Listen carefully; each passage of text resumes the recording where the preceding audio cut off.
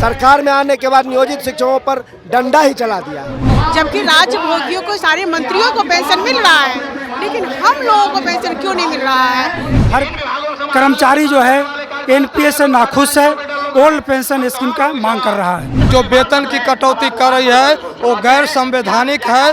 इस पर तत्काल सरकार से मांग करते हैं कि रोक लगाए। साल में 4 गो टीकाकरण आता है, 2 को बिहार सरकार देता है, 2 को केंद्र सरकार। समय समय पर इन लोग का भुगतान भी नहीं हो पाता है। नमस्कार, मैं हूं फरीद अफसा और आप देख रहे हैं न्यूज़ 24। देखिए, एक बार फिर से हम धरना स्थल यानी गर्दनी बाग आ गए हैं। अब बता दें, यहाँ पे जो लोग हैं धरना प्रदर्शन कर रहे हैं, विधानसभा का घेराव करते करते गर्दनी बाग आ चुके हैं और देख रहे हैं सभी लोग जो है बैठ करके हैं, बैनर लिए हुए हैं। इनका मांग क्या है, चलिए हम इनसे बात करते हैं और जानते हैं। कहाँ से आप? दरभंगा से आए हैं। किस लिए?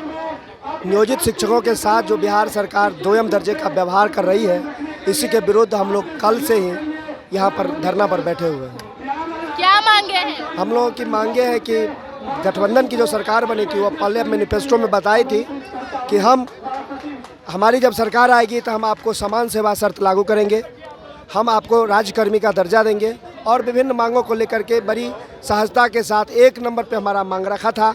परंतु महागठबंधन की सरकार 6 महीना रहने के बावजूद भी अभी तक हम लोगों पर कुछ नहीं चलाया है और सिर्फ ये प्रॉब्लम है, सरकार में आने के बाद नियोजित शिक्षकों पर डंडा ही चला दिया है। वेतन कटौती का आदेश उन्होंने दे दिया है।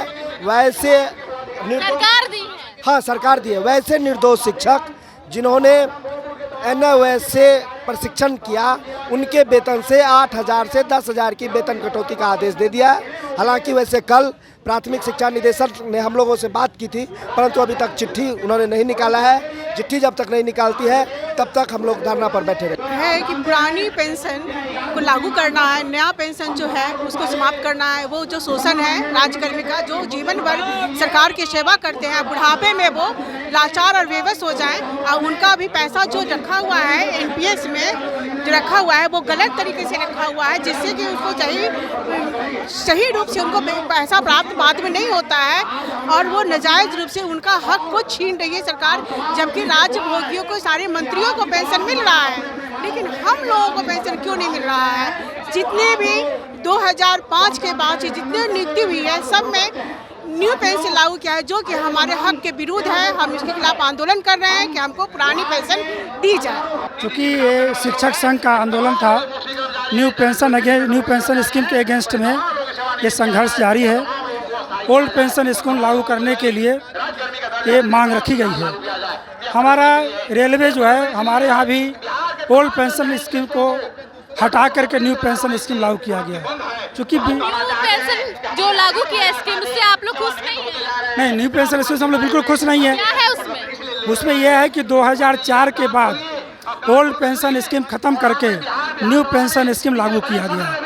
तो उसके बाद न्यू पेंशन स्कीम में रिटायरमेंट के बाद पैसे बहुत कम मिलते हैं, ठीक है। तो उसमें हम मान लिया आदमी बूढ़ा हो जाएगा, उसका लास्ट में जब पेंशन प्रॉपर नहीं मिलेगा तो उसका जीवन यापन तो मुश्किल हो जाएगा। तो इसीलिए हर कर्मचारी जो है एनपीएस से नाखुश है, ओल्ड पेंशन स्कीम का मांग कर रहा है। हम लोग आए हैं कि जो नियोजित शिक्षकों का है सेवा शर्त अविलंब लागू करे सरकार।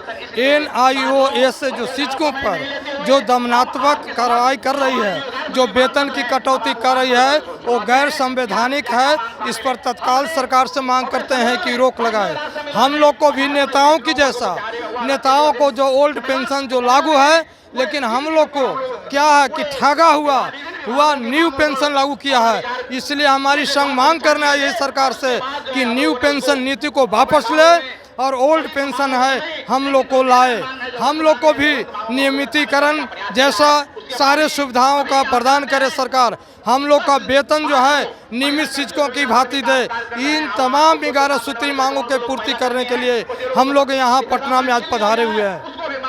जो बिहार में 38 जिला है, 534 अंचल है, हर पंचायत में एगो वैक्सीनेटर है पशुपालन विभाग में। साल में 4 गो टीकाकरण आता है, 2 को बिहार सरकार देता है, 2 को केंद्र सरकार। समय समय पर इन लोग का भुगतान भी नहीं हो पाता है। आज लगातार 2007 से आज तक लोग प्राइवेट लोन में खत्ते चले आ रहे हैं। विभाग में, पशुपालन विभाग में डायरेक्टर हो या सचिव हो, जिला पशुपालन पदाधिकारी हो, ब्लॉक में टीपीओ हो, जिला पशुपालन एक भी कर्मचारी नहीं है। जो पशुपालन विभाग का जो भी कार्यक्रम है, डॉक्टर के नीचे जो हम लोग का स्थान आता है, जो भी वैक्सीनेटर है, एक भी कर्मचारी नहीं है।